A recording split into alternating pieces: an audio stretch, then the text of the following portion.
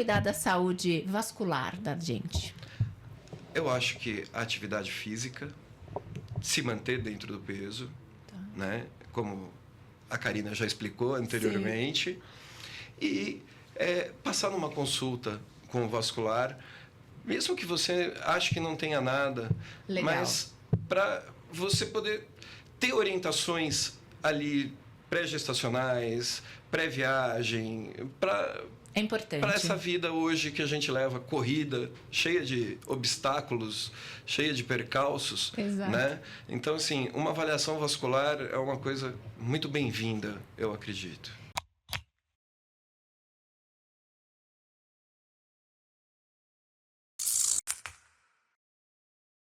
Episódio do nosso Pode Isso, doutora. Sou a doutora Carol Cursi, ginecologista e obstetra especialista em saúde feminina, e com esse intuito de trazer uma informação legal, bacana e tirar todas as dúvidas que vocês têm da internet, esse podcast traz hoje, senhoras e senhores, e que rufem os tambores, Dr. Marcelo Zabini. Seja muito bem-vindo. Muito obrigado, Carol, pelo convite e essa oportunidade de estar aqui. Muito legal, muito legal.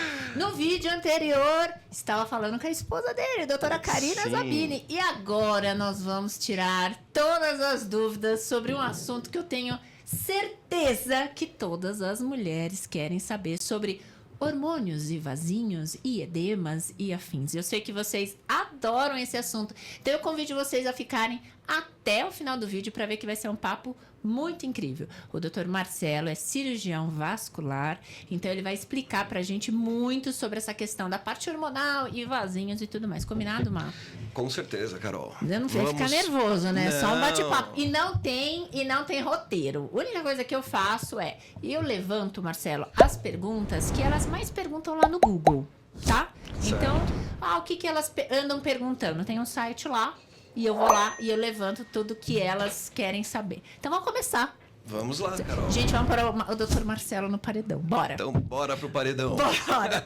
Explica pra gente o que é a tal dos vasinhos. Porque lá na internet elas procuram assim: o que são vasinhos? Bora, Mar, explica pra nós. Então, é uma pergunta extremamente capciosa, né, Carol? Porque se fosse simples explicar... Eu acho que a queixa principal que eu atendo no consultório hoje são os vasinhos. E muitas vezes a paciente sai de lá assustada ou até decepcionada com o diagnóstico que ela recebe. Porque isso é um termo extremamente amplo usado. Né? Então não é um termo muito correto, isso? Não, é um termo popular, vamos dizer. Né? Então aí a gente tem que voltar um pouquinho e pensar o que são veias. O sistema venoso que retorna o sangue das pernas para o pulmão para ser oxigenado. Então, dentre essas, no sistema venoso, nós vamos ter ali várias estruturas diferentes. Que são as veias, e dependendo do tamanho e da localização, elas vão recebendo denominações diferentes. Varizes, microvarizes, telangiectasias, veias subdérmicas. Então, é um termo muito amplo. A paciente, ela chega falando de vasinhos, mas na verdade... Pode ser varizes, pode ser microvarizes. Podem ser microvarizes. As varizes são uma doença crônica, não tem cura. Assim como a Karina estava falando da obesidade, estamos diante de outra doença que não tem cura. Ou a gente se cuida ou a gente se cuida. Não tem outra opção, né? Não tem outra opção. Entendi. E a prevalência das varizes na população brasileira é em torno de 38% a 40%. Ou seja, de cada 10, até 4 mulheres podem ter varizes? Sim. E principalmente as mulheres. Nós temos aí em torno de 8 mulheres para cada homem acometida por varizes. Até nisso? Sim, porque foi aquilo que você falou no começo. Os hormônios. Entendi. Então, pelo que você está explicando aí, que eu entendi, não é correto a gente falar essa questão de vasinhos. Não, esse é um termo popular. Só um cirurgião vascular vai conseguir diferenciar realmente o quadro daquela paciente. Sabe por que eu acho que elas perguntam? E aí eu fui dar uma estudada, porque é o seguinte, tem muito na internet assim, né, Marcelo? Tratamento para vasinhos domiciliar, né? Faça em casa. Tratamento para vasinhos, e coloca todo mundo na mesma sacola, né? No mesmo balaio aí. Carol, infelizmente, nos últimos anos, o que tem acontecido é uma pressão midiática muito forte. Tá. Então, tanto para tratamentos feitos por não médicos, por esteticistas, farmacêuticos, biomédicos, os biomédicos, né? E mesmo pessoas não médicas com soluções milagrosas para varizes, como cremes, medicamentos, que prometem uma coisa que, infelizmente, não é verdade. Não vai ter solução com aquilo ali. Entendi. Então, pelo que você está explicando, vai ser mais comum na gente, mulher, né? Mas quais são os fatores de risco para que eu venha desenvolver varizes, microvarizes ou telangiectasias? Quais são os fatores de risco? Olha, eu diria que o principal fator de risco é genético. Genético? Sim. Olha, ninguém fala disso, né? Eu acho que assim, o principal fator é a genética. Tá. Depois nós vamos ter os fatores ambientais. O teu estilo de vida, o sedentarismo, o uso de determinados tipos de salto, de sapatos, a tua profissão. Para tudo. Vamos dar um zoom no Dr. Marcelo agora. Tu tá me falando que tipo de sapato é um fator de risco para varizes? Sim. Gente, infelizmente. Eu tô agora. Por quê? É uma explicação bem simples. Tá. Né? Vamos lá. Se você opta por usar um salto alto, você vai contrair menos a sua panturrilha. E dessa forma, ao longo de um dia, você vai fazer um bombeamento desse sangue que está nas pernas mais insuficiente. E você soma isso a outros fatores, como a doutora Karina falou, de obesidade, sedentarismo, dieta e a própria genética, ou fatores profissionais, você vai ter uma predisposição maior a ter varizes. Então, eu preciso realmente ter um estilo de vida mais saudável. A obesidade influencia também? Sim, obesidade e sedentarismo são fatores que influenciam muito também. Então, se eles influenciam, então não adianta só eu ir lá e falar assim, doutor Marcelo, eu vim para você cuidar das minhas varizes. Se eu tiver todos esses fatores de risco ainda agindo, eu vou conseguir tratar? Como é que é? Você até consegue tratar, mas você vai ter uma manutenção mais regrada. Entendi. Então, não é que a paciente, por exemplo, que está gordinha, acima do peso, ela não pode ficar livre dos seus vasos, das suas varizes. Ela tem tratamento, mas ela vai precisar de uma manutenção muito mais precoce do que se ela tiver esses fatores controlados. Entendi. Então tem que ser um conjunto, né? Inclusive, assim, só para falar um pouco, quando a gente fundou a Clínica Zabini e a Karina foi trabalhar comigo, né? A gente optou pelo nome, quando trocou o logo de cirurgia vascular somente para saúde e bem-estar, porque justamente eu sempre entendi que é um conjunto de fatores. Como eu atendo predominantemente mulheres, né? A gente via que muitas estavam acima do peso, Exato. Sedentárias, meio perdidas nessas orientações. Então, a gente consegue hoje abraçar essa paciente. Dar um acolhimento, melhor e fazer um tratamento planejado não só para a saúde vascular, assim como para a saúde como um todo. Entendi. Mas você faz um comentário, que seria aqui a minha terceira pergunta, né? E aí você antecipou, mas agora a minha questão. E aí, hormônio, dá ou não dá aumento das varizes, microvarizes? Como é que é essa questão hormonal em mulheres e os vasinhos? Como é que é? Poxa, Carol, essa rixa entre cirurgiões vasculares e ginecologistas eu tô aqui para levantar a bandeira. Eu não quero rixa, eu só quero entender. O hormônio dá ou não dá? Você me deixa numa situação... Infelizmente, a resposta é sim. Dá. A incidência de varizes é maior naquelas mulheres que usam anticoncepcionais orais. Nossa senhora, então é verdade. É fato, não é boato. É fato, não é boato. Entendi. E pensando nesse contexto, a gravidez, ela é um fator que pode piorar o meu quadro né, de alteração de varizes ou não? A gravidez ela não altera. Como é que funciona? A gravidez ela é um fator assim importantíssimo para a mulher que tem varizes. Uau. Isso é uma coisa que a gente frisa, e eu tenho bastante pacientes gestantes em acompanhamento e inclusive as que estão se programando para engravidar. É isso. Por quê? Quando o útero cresce, ele comprime a veia cava, que é a veia principal do retorno venoso que passa aqui no abdômen. Inclusive, devo perguntar para você se é correto, mas eu sempre oriento minhas pacientes a fazer decúbito lateral esquerdo. Exato. Para liberar a veia cava durante o sono. Sim. E de você diminuir os sintomas de edema, de inchaço e principalmente das varizes, né? Então, o planejamento hoje da paciente que pretende engravidar, eu acho que assim como outras áreas, por exemplo, muitos cirurgiões plásticos já aderiram a fazer uma consulta pré-vascular, uma consulta vascular pré-operatória, ou uma consulta vascular pré-gravidez.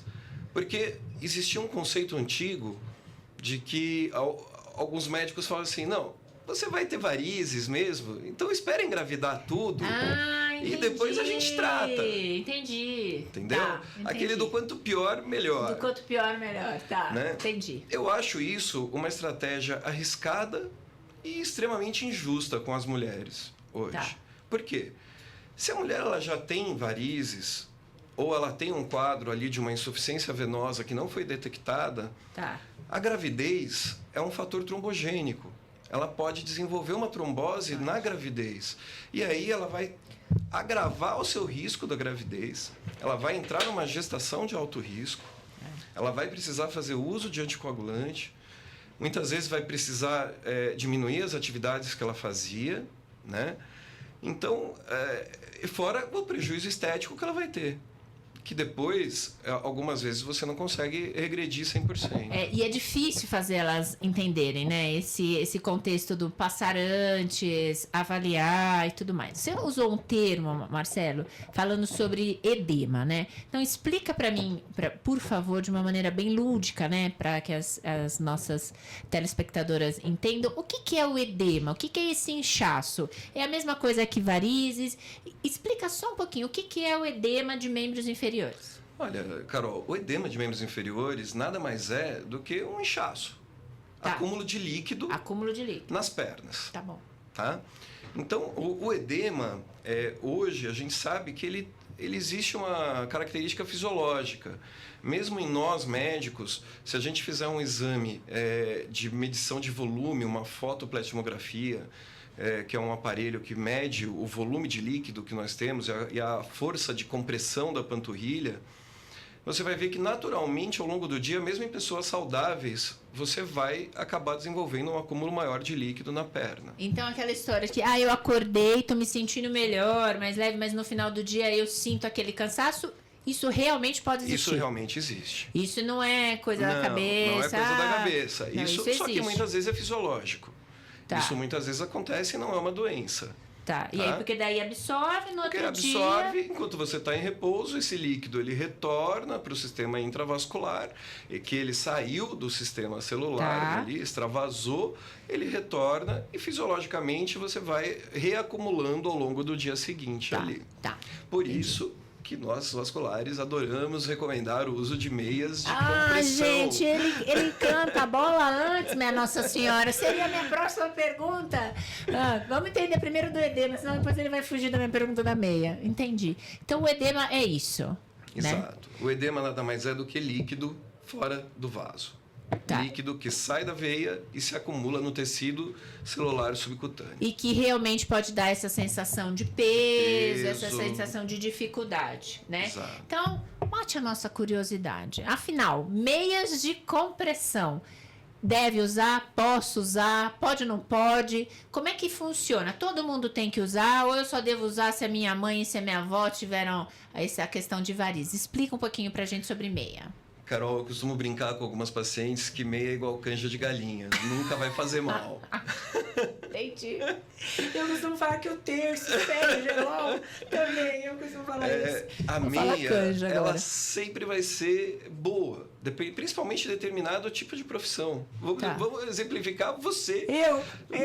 Uma médica, ginecologista, que vamos dizer, passa uma parte do período atendendo em consultório sentada. Depois corre para fazer o parto de noite, fica ali acordada até de madrugada. Verdade. Todos os profissionais, basicamente, da área de saúde são profissionais em que a meia de compressão ela é extremamente indicada. Você tendo doença ou não tendo doença. Então mesmo para prevenção. Então a meia ela pode, por exemplo, eu vou começar, né? Eu vou começar numa jornada que eu fico mais em pé e tal, mas eu não tenho. E eu quero fazer como um fator preventivo, eu posso usar meia. Sim, é o principal fator preventivo não medicamentoso. Além da atividade física, é a meia elástica. E as meias, Mar, eu sei que tem muito, né, no comércio, tem diversas marcas, tem diversas... Como que a gente sabe que é um bom produto? Tem alguma orientação? É mais mesmo por confiança da marca? Porque assim, a gente sabe que tem meias e meias, né? Carol, hoje... Sobretudo, a gente vê de tudo. Esse é o problema. Você acha meia até na Shopee, na Amazon, entendeu? E aí, então, como comprar? Eu acho, isso é como eu tenho como medicamentos para mim. Eu tenho aquelas marcas de confiança, são aquelas marcas, vamos dizer, medicinais, que tem uma comprovação científica daquilo que você está comprando. Entendi. Então, você sabe que aquilo que você está adquirindo vai ter aquele benefício para você. Tá? Então, hoje, eu acho que nós temos aí muitas marcas, muitos modelos, muitos tecidos de meia elástica. Então, as pacientes, quando você fala de meia elástica, elas têm aquele conceito... Que é aquela... eu vou ficar com aquela perna de boneca... Exato, que a avó usava, né? Que que a minha avó usava. Marrom, né? Amarronzada. Não, tem meias finas, meias com tecido mais brilhante, para você usar com uma saia, uma meia que vai aparecer, mais bonita. Eu acho que o importante é entender o benefício da meia. Tá certo. Tá? Que ele parece ser um benefício pequeno, mas a gente tem aí dados científicos que mostram um aumento no sistema venoso profundo em torno de 30% a 40% com o uso de uma meia elástica. Então, esse edema que a gente estava falando do final do dia, que pode ser fisiológico, você pode ficar sem ele. Legal. Né? Então, você pode se livrar desse desconforto com medidas simples, não medicamentosas. E qual que é o uso correto? Como é que assim, então decidi, assistir o Pode Isso, doutora, entendi que eu tenho que usar meia, tal, vou começar a usar. Como que é que eu ponho? Eu durmo com a meia, eu coloco ao acordar, eu preciso descansar com o pé para cima. Qual que é o uso correto da meia? Então, existia esse conceito antigo também, eu tenho que ficar ali 40 minutos com a perna para cima, colocar a meia elástica. Então, mas eu gosto, eu vou tomar banho e daí eu vou ter que voltar para a cama e ficar ali 40 minutos com as pernas para cima. Eu acho que assim, o uso mais correto da meia é o uso em que naquela situação que você está mais exposta o período do dia. Tá? Então, assim, se você vai trabalhar, você acorda, toma seu banho, veste sua meia elástica e vá para o trabalho. Legal. Quando você chegou em casa, você retira as meias. Não é aconselhado nesse uso profilático dormir com as meias. Existem indicações de dormir com as meias, mas isso é uma outra situação. Aí você tem doenças, tem indicações. Você tem doenças em pós-operatórios, algumas situações. Mas, de maneira geral, para esse uso, é você usar por o período do dia em que você está mais exposto. E o que eu falo para minhas pacientes, o melhor uso da meia é aquela meia que você usa. Né? Aqui não fica na gaveta. Isso, aqui não fica na gaveta. Boa, Marcela, é sobre isso. Entendi. E aí uma outra dúvida. Bom, e as viagens, né? Com a questão, vou viajar, vou pegar um voo. Usa, não usa, é bom, não é? Pode, não pode? Como é que é, Mar? Olha, Carol, isso é uma coisa que, assim, tá cada vez mais assustadora. Né? Nós temos hoje aí trabalhos mostrando uma incidência global de voo em torno de 18% de trombose venosa profunda. O quê? 18%? 18%. No início, quando começou-se a estudar essa parte de associação entre a trombose venosa profunda e o voo, se achava que era principalmente pela imobilidade e as horas de voo que você ficava numa posição mais parada, sentada, né? Ali, cadeiras apertadas, você se movimenta pouco. Mas hoje já se sabe que o fator principal talvez seja a própria altitude em que você está. Né? Então, existe um incremento, uma incidência grande para qualquer voo e um incremento a cada 2 horas de voo que você aumenta essa incidência de possibilidade de você ter uma trombose. Entendi. Então, voos longos, com certeza, vai ter mais uma chance maior de desenvolver. E aí a gente tem um outro fator que você falou no pod anterior com a Karina, que é a homocisteína. Sim. Pacientes obesas com homocisteína elevada que vão pegar um avião, daí você tem um incremento nessa taxa de trombose. Nossa, ainda se for um voo longo? Se for um voo longo, mais ainda. Entendi. Mas você recomendaria ou não usar? Sim. Eu recomendo usar, mas eu acho que essa é uma recomendação que precisa ser feita por um médico. Tá? Hoje existem até meias travel, meias de viagem, próprias para quem viaja muito, tá?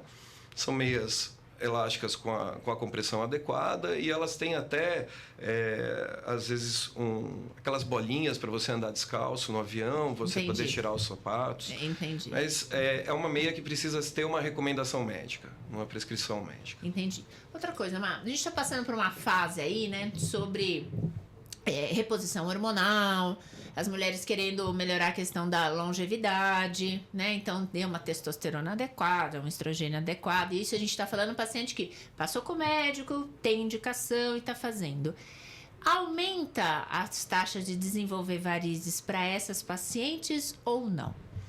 Olha, eu diria que não. Tá. O que acontece é aquela paciente que ela já tem uma predisposição genética, ela vai entrar, ela já estaria entrando na faixa etária de maior predisposição. E além disso, a falta dos hormônios também leva ela então é um beco meio sem saída. Entendi. Ela ia, no final, acabar desenvolvendo isso. Entendi. Outra pergunta, vamos lá.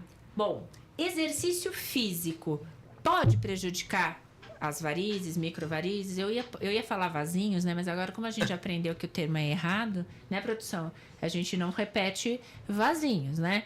Então, assim, o exercício físico pode prejudicar? Porque qual que é a minha pergunta? A gente vê aqui, né, a questão do crossfit, a gente vê a questão da corrida. Então, se isso pode prejudicar. Por quê? Para a mulher, já está comprovado que o excesso da corrida, ela realmente... Ela emagrece tudo, o rosto vai ficar, né? Então, mulheres que querem melhorar a questão de massa magra, precisa fazer musculação e não pode ficar tanto no aeróbico, que vai gastar a gordurinha aqui do rosto. Para as varizes, para as microvarizes, exercício físico, como é que entra na patologia? Olha, o exercício físico, ele sempre vai ser benéfico. Tá. Aí a gente vai entrar em algumas categorias de atividades físicas que você vai acabar tendo uma incidência maior de varizes e de microvarizes por aquela atividade física. Então, eu exemplifico muito assim, é uma pergunta que eu sempre faço na minha anamnese: corre mais de 5K por dia?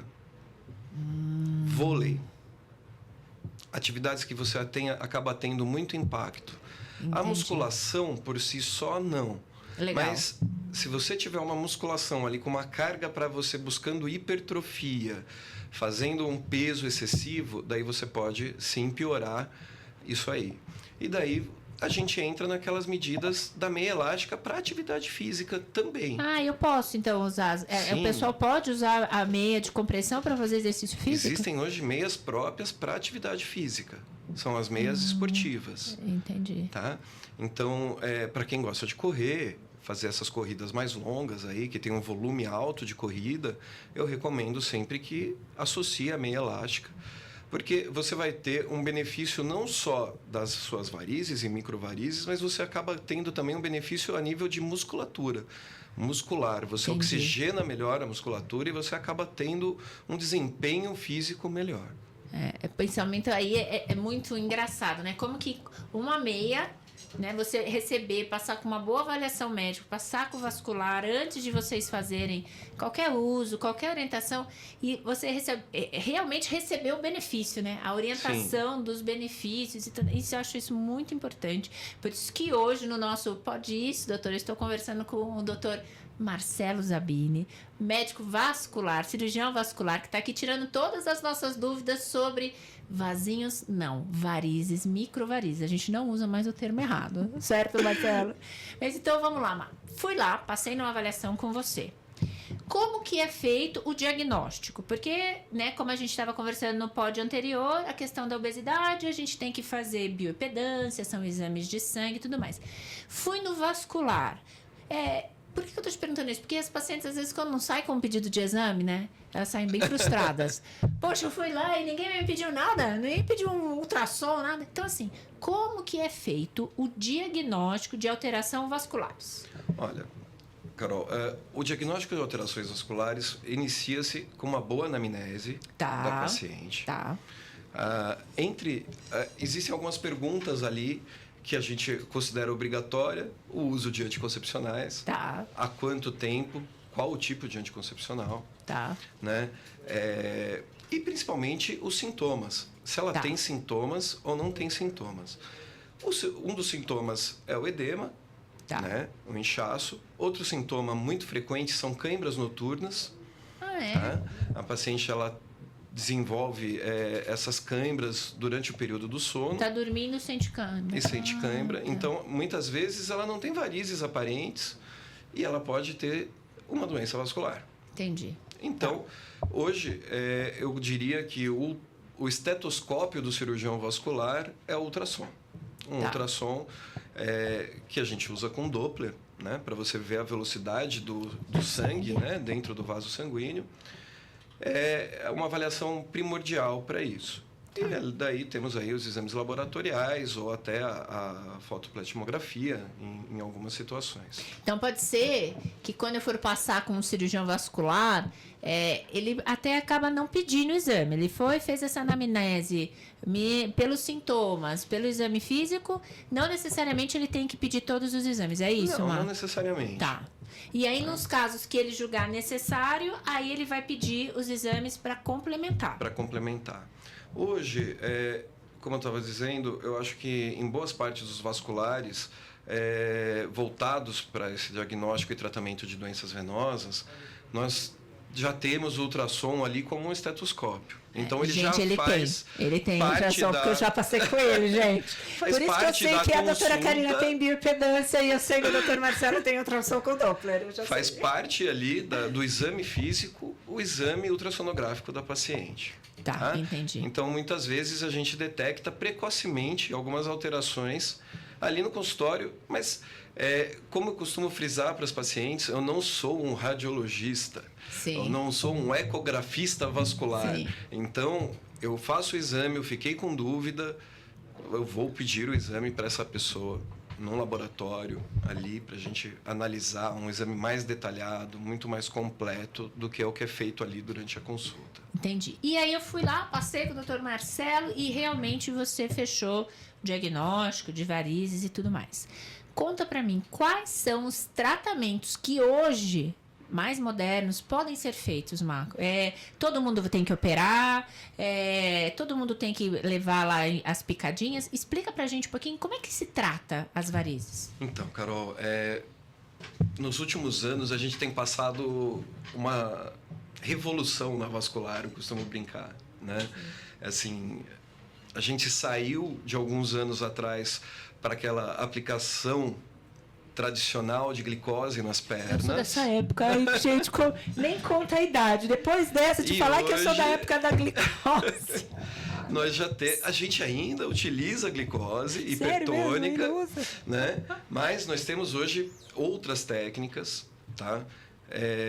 Como a escleroterapia com espuma, a escleroterapia com laser e o que é a tendência do momento, o blend, a mistura, a associação de técnicas.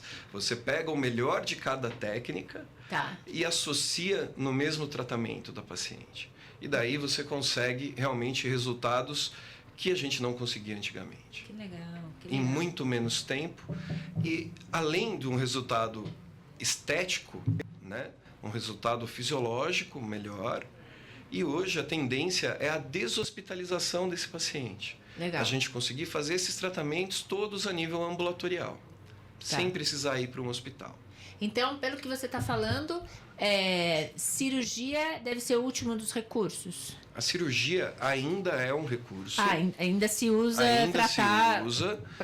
É um recurso extremamente válido. Tá. Mas hoje existem técnicas cirúrgicas menos agressivas, menos invasivas do que aquela cirurgia tradicional de varizes. Entendi. Nossa, é aquilo que você falou, né? Acho que todo mundo da medicina, né? A gente que é um pouquinho mais aí tempo formado, deixa pra lá, a gente não conta em quantos anos, mas acho que a gente passou por toda essa questão, né? Da evolução dos tratamentos, né? Feito o tratamento, assim como a obesidade, que a gente estava falando no episódio anterior. Como é que é? Eu tenho que manter essa consulta com você de quanto em quanto tempo? A varizes, ela pode voltar? Eu vou ter que... Existe algum tratamento preventivo? Ou como é que funciona depois do tratamento? Fui, passei, tenho. Tratei. Fiz lá sessões, você fez, né, fez um mix de tratamento. E o acompanhamento, como é que é? Então, Carol, esse acompanhamento, isso depende muito do estágio clínico em que a gente pega essa paciente. Tá, estágio clínico. A doença das varizes, a gente classifica ela numa classificação de 0 a 6. Uau. Tá? Sendo que 6 é a úlcera venosa. A pessoa já tem uma ferida na perna. Tá? E eu costumo dizer que o grande divisor de águas é a classe 4. Tá. Porque a classe 3 é o edema.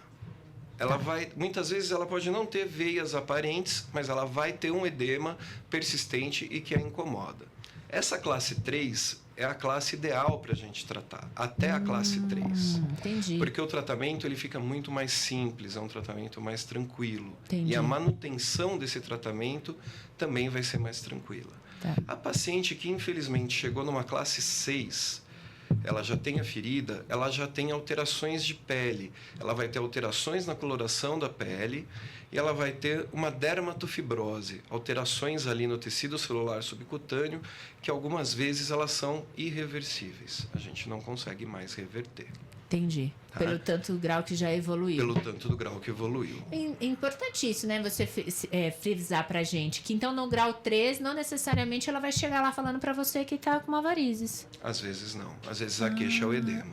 Às vezes é o edema. Então, podem ter mulheres que vão ter essa grande queixa de edema, como pode ter mulheres que vão ter essa queixa de varizes. E aí, nem sempre a estética, o visual está relacionado com o funcional. Entendi. Na situação das varizes. E aí o segmento com você, né? O segmento com o vascular vai depender desse grau que eu cheguei da minha doença, das varizes, né? Vascular. E aí eu faço esse acompanhamento de tempo em tempo, a depender do que eu tive de diagnóstico. Exatamente. Entendi. Aí você vai precisar de uma manutenção, algumas vezes a cada 3 meses, a cada 6 meses, Entendi. Anual, bianual. Ontem mesmo eu atendi uma paciente e hoje a gente faz lá na clínica um controle fotográfico. Que legal! Em todas as vezes, né, que a paciente vai lá. Ela chegou, nós fazemos as fotos. Tá. Porque a coisa mais comum é assim, doutor, não sumiu nada das varizes. Nada, tá, entendi. Minha perna não mudou nada desde que eu comecei a tratar. Entendi. Aí quando você começa a fazer o retrospectivo das fotos, elas começam a ficar surpresas. Faz o visual e mostra. Tá? Entendi. Porque realmente é uma diferença muito grande. E a gente é surpreendido. Ontem, por exemplo, uma paciente que foi após 2 anos de 2 sessões de tratamento e ela praticamente tinha que fazer uma manutenção mínima ali. Entendi. E ela mesmo não acreditava nas fotos que ela tinha de 2 anos atrás.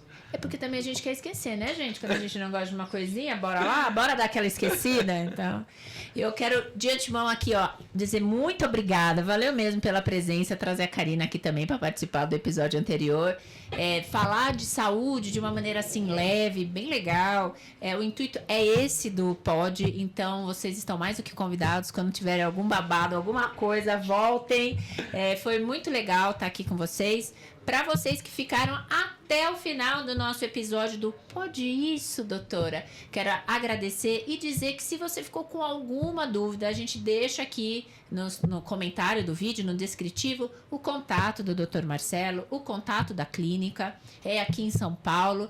Então, se você teve alguma dúvida que não foi respondida nesse podcast, posso te mandar? Com certeza, Carol. Eu teria o maior prazer de responder. Eles são bem queridos, viu? O casal, eles são bem queridos. Eu gosto bastante de estar entre pessoas assim. E para encerrar esse pod, queria que você deixasse para todas nós mulheres como cuidar da saúde vascular da gente. Eu acho que a atividade física, se manter dentro do peso, né? Como a Karina já explicou anteriormente. Sim. E passar numa consulta com o vascular, mesmo que você ache que não tenha nada, legal, mas para você poder ter orientações ali pré-gestacionais, pré-viagem, é importante. Para essa vida hoje que a gente leva, corrida, cheia de obstáculos, cheia de percalços. Exato. Né? Então, assim, uma avaliação vascular é uma coisa muito bem-vinda, eu acredito. E com todas essas palavras de incentivos para você que está aí no outro lado da telinha procurar um vascular, eu quero agradecer mais uma vez sua presença, agradecer vocês que acompanharam e dizer que a gente se vê no próximo episódio do nosso Pode Isso, doutora. Até lá!